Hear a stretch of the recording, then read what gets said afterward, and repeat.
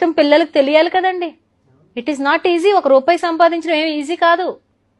అలాంటి కష్టాలు తెలియకుండా ఫ్యూచర్ రెడీనెస్ చేయకుండా చిన్న దెబ్బలకి ఊరికి తలుపు సందులో ఏలు పెట్టడానికే భయపడిపోతా ఉంటే రేపు పొద్దున్న ఇంత ఇంత పొల్యూటెడ్ సొసైటీని ఎలా ఎదుర్కొంటారు?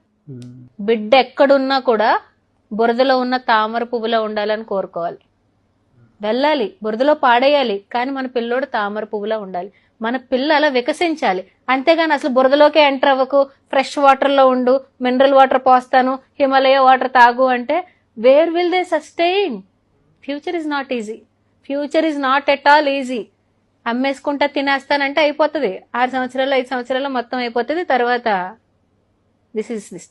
కానీ మీరు ఉన్నా లేకపోయినా మీ పిల్లల కాళ్ళ మీద నిలబడాలి అంటే teach them that life skills. పడు, లెగుస్తావు, దెబ్బ తగులుతుంది, నువ్వు నేర్చుకుంటావుగా, మళ్ళీ అటు వెళ్ళకూడదని చెప్పి.